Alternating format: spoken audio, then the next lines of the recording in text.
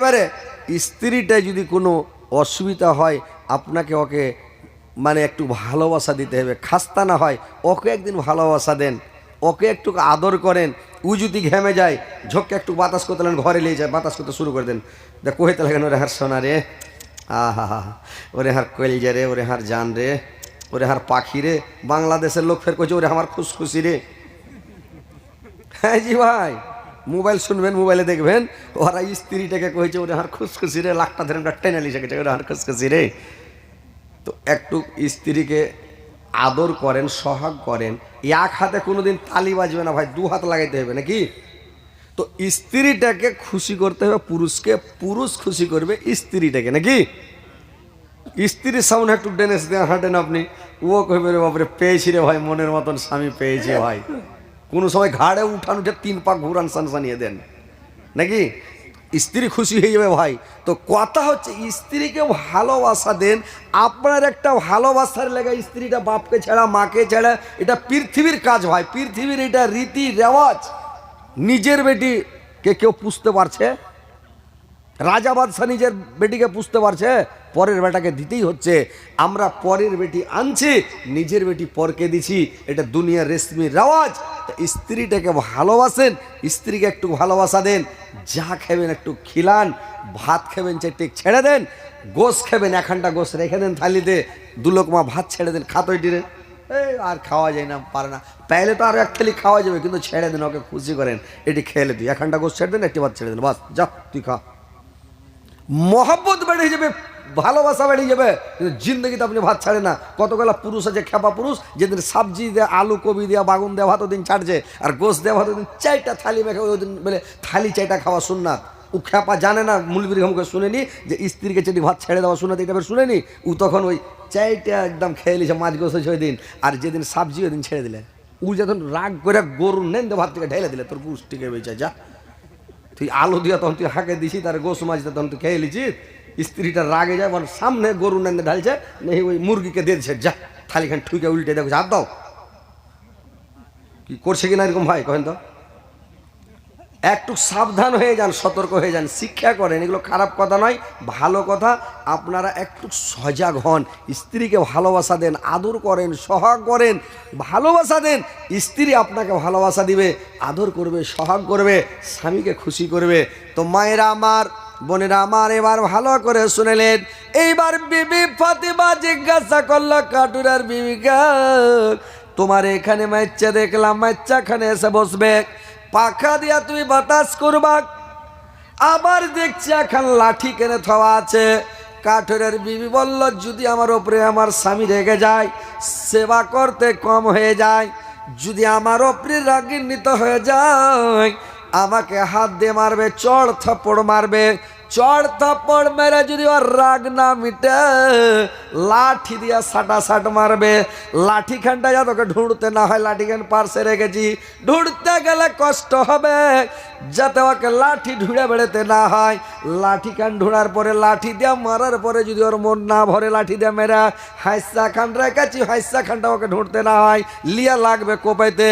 যদি আমি পালাতে লাগি রে বোন, রশ্মি এখানে রেখেছি, আমাকে ধরে হাত পা বেঁধে দিবে। এরকম কোনো বেটি ছেলে আছে জি? পুরুষটা যদি দেখা এক লাঠি মারছে, তো ওর লাঠি খান কেড়া পাখড়া পাখড়ি কইরা ওর বুদ্ধি শেষ করে দেবে, জীবন তাকে যাতে বেকার হয়ে যায় নাকি। একটা চড় থাপ্পড় যদি মেরে এলেন, তো হাতকে খপ করে ধরে পাখড়া পাখড়ি লড়ালড়ি, একটু তাগড়া দেখা বিয়ে করিয়েন না ভাই, যদি করে এলেন তো আপনার মুশকিল। বুঝতে পারলেন তো? একটা চড় মারতে যাওয়া ভয় আছে, কাছে থাকা স্ত্রীকে কোনোদিন হাতে মারবেন না, আর কাছে থেকে মারবেন না, পাঞ্জরে থেকে মারিয়ে না। তখন ওর দেখবেন ওর খালি নজরের দিকেও খালি এদিকে তাকাইছে, কখন যে আপনাকে আপনার জান মারবে, ও খালি তাকায়, ওর নজরের দিকে দেখে থাকবেন, ওই চোখটার দিকে যে কোনকে দেখছে, কখন যে কাবাটি কাবাটি ধকে ধরে দেবে টাচ। বুঝতে পারছেন তো? খবরদার ওকে দূর থেকে মারবেন, কাছে ফিরতে দেবেন না। এবার হাইসাখানা রেখেছে বলে কাটার লেগা, আর এখানে আমার স্বামীকে আমি যে তেলের খুঁড়ি রেখেছি, তেল মাখাবো, এখন কাপড় রেখেছি, তার ঘামগুলোকে মুছাবো, ওড়না দিয়ে দে, ওড়না গালা দিয়ে তার ঘামগুলোকে মুছাবো। হাত পা ধুবে, উজু করবে, পা ধুবে, হাত ধুবে, মুখ ধুবে, আর পা গেলাকে ওড়না দিয়ে দিয়ে সুন্দর করে মুছে দিব। সুন্দর করে করে হাত পা গেলা মুখ গেলাকে মুছিয়ে দিব। কোনোদিন স্ত্রীর আপনার মুখ মুছিয়ে দিয়েছে দেয়নি, হাত মুছিয়ে দিয়েছে দেয়নি। ভাইরা আমার, মায়েরা আমার, ভালো করে শুনেলেন, স্বামীটার সেবা করেন, স্বামীও আপনার লেগে জান হেরে দিবে। স্বামী পাগল হয়ে যাবে স্ত্রীর লেগে, যে আমার স্ত্রী ভয় পেয়েছি মনের মতন। আর দিনদার স্ত্রী হয়ে যাবে, পরেজগার হয়ে যাবে। ও যদি ভালো হয়, স্বামী স্ত্রীতে যদি মিল থাকে, পেটের বাচ্চা ভালো হবে, পেটের বাচ্চা বেটা বেটি ভালো হবে। স্বামী স্ত্রীতে যদি মিল না থাকে, ওর ছেলা পিলা ভালো হবে না ভাই। ওই কাজিয়া ঝগড়া বিবাদ করতে করতে ওর ছেলা পিলাও দেখে শিখে নিবে, কাজিয়া করা হয়ে যাবে, বেটি গেলাও বদমাস হয়ে যাবে, ভালো হবে না। তো বাপ মা যার ভালো, ওর ছেলা ভালো, যার বাপ মা খারাপ, ওর ছেলা খারাপ। তো ভাইরা আমার, মায়েরা আমার, ভালো করে শুনেলেন, যে বিবি কাঠুরার বিবির মতন বনে যেতে হবে। স্বামীর সেবা মন দিয়ে করতে হবে, স্বামীকে ভালোভাবে তার সেবা তেবেদারি খিদমত করতে হবে। বিবি ফাতেমার মতো। বিবি ফাতেমা কেমন ছিলেন রে ভাই? যে বিবি ফাতেমার বাড়িতে 3 দিন থেকে দাঁড়া নাই। একদিন হাজরাত আলী কোথা থেকে এসেছে, এসে ফাতেমাকে বলছে, ফাতেমা কিছু খাওয়ার আছে, যদি খাওয়ার থাকে তো আমাকে একটু খেতে দাও, কিছু খাওয়ার থাকলে একটু দাও তো ফাতেমা। ফাতেমা চোখ দিয়ে জ্বর জ্বর করে জল বেরিয়ে গেল। ফাতেমা বলল, স্বামী গো, আজকে 3 দিন থেকে আমার বাড়িতে চুলা জ্বলে নাই, 3 দিন থেকে আমার বাড়িতে খাবার নাই স্বামী গো। আলী বলল, রে ফাতেমা, তুমি আমাকে বলো নাই কেন? তুমি আমাকে বলো নাই কেন রে ফাতেমা? আজকে তোমার বাড়িতে 3 দিন থেকে দাঁড়া নাই, আমিও তো ছিলাম না। এবার ফাতেমা করলো, হযরত আলী করলো কি, আর এখানটা চাদর ছিল গলা, মানে গতরের চাদর, ফাতেমার চাদর খানা নিয়ে চলে গেল এক ইহুদির বাড়িতে। আর ইহুদির বাড়িতে গিয়ে চাদর খানাকে জমা দিয়ে দিল। ওর বাড়ি থেকে 2.5 কিলো জও নিয়ে আসলো রে ভাই। আর জওটি নিয়ে এসে ঝাল্লি করে, ঢেকিতে কুটা ঝাল্লি করে, যাতাই পিসা আড্ডা করে রুটি পাকে সবাই মিলে খেলো। এই চাদর খানা ইহুদির বাড়িতে যে রেখেছে ফাতেমার গায়ের, সারা রাত যখন রাত্রি লেগেছে রে ভাই, ওই ফাতেমার চাদর খানা সারা রাত খালি চকচক চকচক করে জ্বলছে, মনে হয় চকচকাচ্ছে। ইহুদি দেখছে গোটা ঘর জোনাক কেন হয়ে আছে, ফাতেমার চাদরটা কেন জ্বলছে, যে ফাতেমা গায়ে দিয়ে দিয়ে নামাজ পড়েছে। এইবার চাদরখানাকে দেখে ইহুদি ওর স্ত্রীকে সাথে করে চাদরখানাকে নিয়ে আল্লাহর নবীর কাছে চলে গেলেন। আল্লাহর নবীকে গিয়ে বললেন, আল্লাহর নবীকে গিয়ে বললেন, আল্লাহর নবীর কাছে গিয়ে বললেন, নবী গো, এরকম আমরা দৃশ্য দেখলাম, এরকম আমার ঘরটা জোনাক দেখলাম, আলোকিত দেখলাম, এই দেখে আপনার কাছে আসলাম। আপনি সত্য, আপনার আল্লাহ সত্য, আপনার দিন সত্য, আপনি আমাদেরকে মুসলমান বানিয়েলেন, কলমা পড়িয়ে নেন। আপনার বেটি ফাতেমার চাদর আপনি ফেরত নিলেন। ওই 2 জন কলমা পড়ে ভাই মুসলমান হয়ে গেল। ইহুদির বাড়ি বালি মুসলমান হয়ে গেল। ভাইরা আমার, ওর চাদর ওকে ঘুরিয়ে দিল, বললো আমাকে যাও লাগবে না, আমি এমনি দিয়ে দিলাম। তো ভাইরে আমার, যে বিবি ফাতেমা কোনোদিন স্বামীকে গালি দেয় নাই, স্বামীকে জিড়কি মানে নাই, 2 দিন 4 দিন 8 দিন বাড়িতে দাঁড়া নাই, কত খেয়ে না খেয়ে দিন কাটিয়েছে, কিন্তু কোনোদিন স্বামীকে গালি দেয় নাই, স্বামীকে কোনোদিন অন্যায় কথা বলে নাই, স্বামীকে কত ভালোবেসেছে। আর এখনকার স্ত্রী যদি একটু কমে যায়, একটু অভাব হয়ে যায়, অনটন হয়ে যায়, একটু কমে গেলে পুরুষটার জেদ মেরে দেয়, একে বিয়ে করে আমি সুখ শান্তি পেলাম না, একে বিয়ে করে আমি কোনোদিন মানে আমার আরমান থেকে গেল ভালো মন্দ খাওয়ার, একে বিয়ে করে ইঠে উঠে ঘুরার আরমান থেকে গেল, মানে করে কি স্ত্রীরা স্বামীর জেদ মেরে দেয়। মায়েরা বোনেরা কোনোদিন স্বামীর জেদ মারবে না, স্বামীর মানে স্বামীকে স্বামীর দুর্নাম করবে না, স্বামীর বদনাম শেখায়ত করবে না। একজন অপার্জনের ইজ্জত, একজন অপার্জনের পোশাক। ভাইরা আমার, স্ত্রীটা হচ্ছে স্বামীর পোশাক, স্বামী হচ্ছে স্ত্রীর পোশাক। স্ত্রীর কথা কোনো লোকের সামনে, 10 বন্ধুর সামনে বলবে না। গুপ্ত কথা, ইজ্জতের কথা, ভিতরকার কথা, গাহিরা কথা কোনোদিন ভাই আপনার স্ত্রীর কথা কারোর সামনে, 10 বন্ধুর সামনে বলবেন না। এটা কথা যদি জিজ্ঞাসা করে আপনি চেপে দেন, বললে আরে ভাই বাদ দাও, আরে ভাই এরকম ওরকম, মানে অন্যরকম কথা বলে কাটিয়ে দাও। কিন্তু নিজের পেটের কথা, অন্তরের কথা, স্ত্রীর কথাটা পর পুরুষের সামনে বলবে না। মায়েরা বোনেরা আমার, তোমরাও ভালো করে শুনে নাও, তোমার পুরুষের কথা কোনো পুরুষের কোনো মহিলার সামনে বলবে না, কোনো মহিলাকে শোনাবে না, জানাবে না। তুমি কথাটাকে তুমি মানে চেপে রাখবে, সেটা হচ্ছে তোমার ইজ্জত। তোমার ইজ্জত তুমি পরকে, মানে তোমার স্বামীটা তোমার ইজ্জত, তুমি নিজের ইজ্জত পরকে বিলাইও না। তো তোমরা মানে বিবি ফতিমার মতন বনে যাও, বিবি কাঠুরার বিবির মতো বনে যাও, বিবি রহিমার মতো বনে যাও। তোমরা তোমার স্বামীর সেবা করো, তাবেদারি করো, খিদমত করো, স্বামীকে সন্তুষ্ট করো, স্বামীকে ভালোবাসো, স্বামীকে খুশি রাখো, সবসময় স্বামীকে সন্তুষ্ট রাখো, যেন স্বামী তোমার জন্য পাগল থাকে। যেটাই খাবে তোমাকে এনে দিবে, এনে খিলাবে।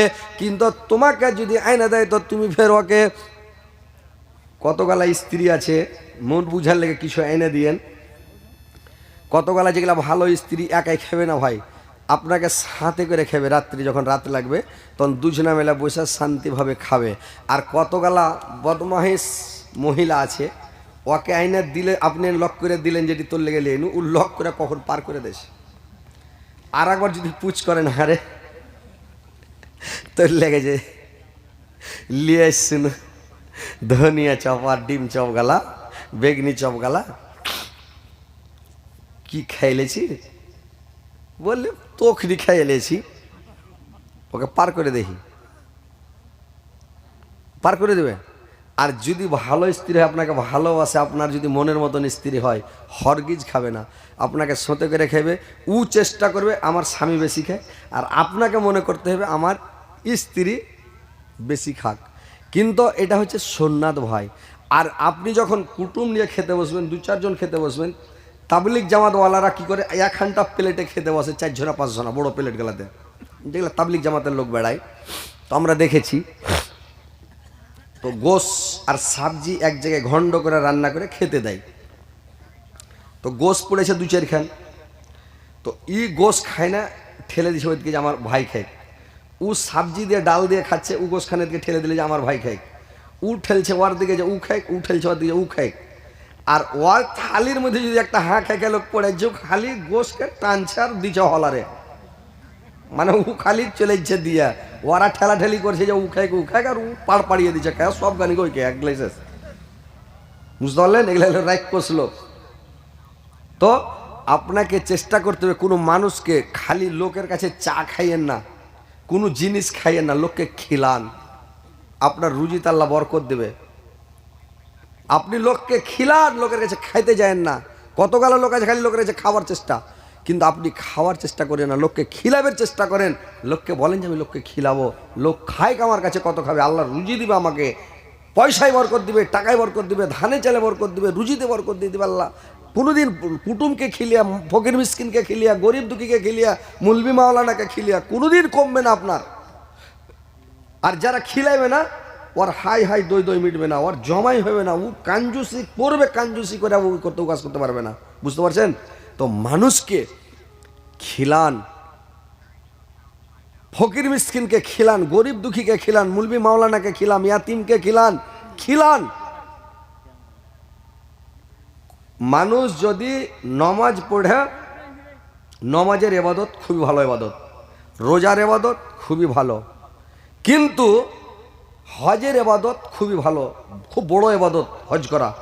কিন্তু যদি আপনি ফকির মিসকিনকে খেতে দেন, ফকিরকে খিলান, মিসকিনকে খেতে দেন, গরিব দুঃখীকে খেতে দেন, তাহলে হজ করার চাইতেও বেশি নাকি, নমাজ পড়ার চাইতেও বেশি নাকি, রোজা রাখার চাইতেও বেশি নাকি ফকিরকে যদি খেতে দেন, মিসকিনকে গরিব দুঃখীকে খেতে দেন, বেশি নাকি ভাই। খিলান, ফকির মিসকিনকে খেতে দেন, সবের নাকি আপনি পেয়ে যাবেন। দোয়া করেন, আপনার বাপের কবরের আযাব মাফ হবে না। আপনি দোয়া করেন, নামাজ পড়েন বাপের লেগা মার লেগা, আযাব বন্ধ হবে না। হজ করতে যা দোয়া করেন, কাজ হবে না। কিন্তু যদি আপনি বাপের জন্য, মার জন্য 2000, 4000, 5000, 1000 টাকা দিয়ে দিলেন, আমি এটা মার জন্য দিলাম, আপনার মার কবরের আযাব সাথে সাথে আপনার হাত থেকে আসতে মাত্র আজাব বন।